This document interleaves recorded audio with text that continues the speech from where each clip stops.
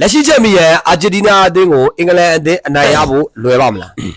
းမင်္ဂလာပါညီကိုတို့ရေမက်စတော့မှာကြိုဆိုပါဗျမနေ့ဖြစ်မနေ့အစောပိုင်းမှာရှင်းပြကစားသွားမယ်စီဗီဖိုင်နယ်ပွဲစဉ်အင်္ဂလန်အသင်းနဲ့အာဂျင်တီးနားတို့ပွဲစဉ်ရဲ့ပွဲကြိုသုံးသက်ချက်လေးဖြစ်ပါတယ်ဗ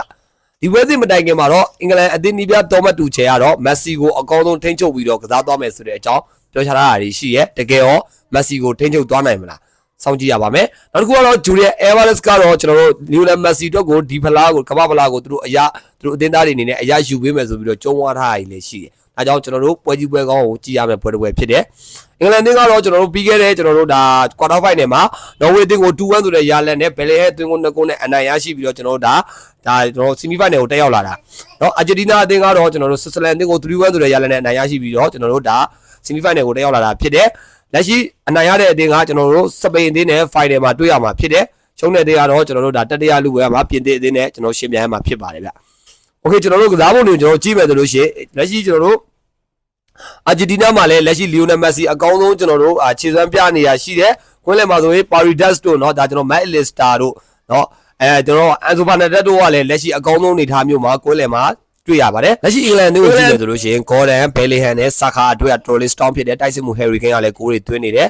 ဒါလက်ရှိမှာကျွန်တော်တို့အာဂျင်တီးနားအနေနဲ့ကဂေါ်ဒန်နဲ့ဆာခါကိုကျွန်တော်ကောင်းကောင်း control လုပ်ပြီးထိန်းချုပ်နိုင်မယ်ဆိုတော့မစိုးဘူးဒီကစားသမားတယောက်က area ထဲဝင်တဲ့အခောက်တွေအလင်းခောက် scale တွေနဲ့ကျွန်တော်နောက်ပြီး crop ball တွေတော်တော်လေးကောင်းတယ်เนาะဒါပြီးတော့နောက်တစ်ခုကကျွန်တော်အင်္ဂလန်မှာတော်တော်များများမမြင်တာဘယ်လီဟန်ကလက်ရှိကိုတော်တော်လေးကီးပလီယာလို့ပြောလို့ရဘယ်လီဟန်ကပဲအကွက်မြင်နဲ့ကျွန်တော်ပြီးခဲ့တဲ့နော်ဝေးနဲ့ပွဲမှာ2 ဂိုးသွင်းပြီးစီမီကိုကျွန်တော်တို့အင်္ဂလန်ကိုပို့ပေးတာစီမီဖိုင်နယ်ကိုပို့ပေးတာအဲ့ရဲ့ရှစ်ပွဲတွေမှာလည်းသူဂိုးသွင်းတယ်နေရာယူတာတော်တော်ကောင်းတယ်ဘယ်လီဟန်ကအဓိကကျွန်တော်ထိချုပ်နိုင်တယ်သူတော်တော်လေးကိုလည်းအဆင်ပြေသွားနိုင်တယ်ဗောနော်ဒီစားသမား3ယောက်ပဲဗျာတိုက်စစ်မှုဟယ်ရီကိန်းကသူ့ကိုကျွန်တော်ဘောလုံးရရင်သူဂိုးသွင်းနိုင်တယ်ဒါမျိုးပေါ့ဗျာကွဲလေအဖြစ်မှာဆိုဒီကရနိုက်တို့ဘာလို့လဲကျွန်တော်ကောင်းတယ်ဗောနော်ဒါပေမဲ့အင်္ဂလန်ရဲ့ခံစစ်ကအရင်ကျွန်တော်မကြိုက်ဘူးဘာလို့လဲဆိုတော့ပြီးခဲ့တဲ့နော်ဝေးနဲ့ပွဲမှာလည်းလက်ဟာမှုတွေအများကြီးရှိရဲနော်ဒါအကုန်လုံးလည်းမြင်တယ်နော်ဒါကျွန်တော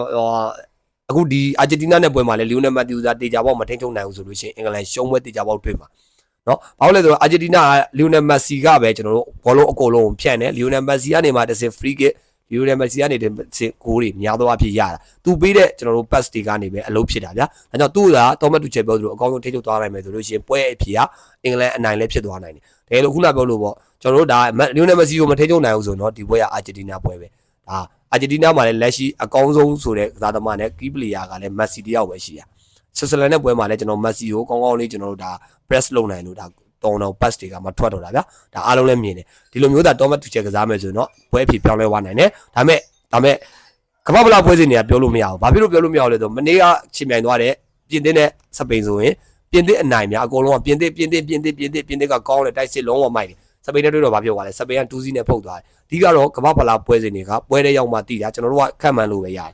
ဒီပွဲမှာလည်းကျွန်တော်အာဂျင်တီးနားကတာတယ်ဒါပေမဲ့လည်းပွဲအဖြစ်ပြောင်းလဲသွားတာမက်ဆီကိုသာကျွန်တော်တို့ခုနပြောလို့ပေါ့မက်ဆီဒါကျွန်တော်တို့စပစ်အများကြီးမရနိုင်ဘူးဆိုလို့ရှိရင်အာဂျင်တီးနားနိုင်ဖို့ကလည်းမလွယ်ဘူးဗျအဲ့လိုမျိုးလည်းရှိတယ်เนาะဒါကြောင့်မလို့အနည်းဆုံးတော့နှစ်ဖက်သွင်းဂိုးတွေကျွန်တော်တို့မြင်တွေ့ရနိုင်တဲ့ပွဲရှိတယ်နှစ်ဖက်လုံးရဲ့ခံစစ်တွေကအရင်ကြီးတော့ strong ဖြစ်မနေဘူးဒါကြောင့်မလို့ဂိုးတွေသွင်းနိုင်တဲ့ပွဲတစ်ပွဲဗျအနည်းဆုံးတော့2 ဂိုးလောက်ကနေစကြည့်ရမယ်ပွဲတစ်ပွဲလို့ကျွန်တော်မြင်တယ်ကြိုက်တာတော့ကျွန်တော်အာဂျင်တီးနားကိုပို့ပြီးတော့ကြိုက်တယ်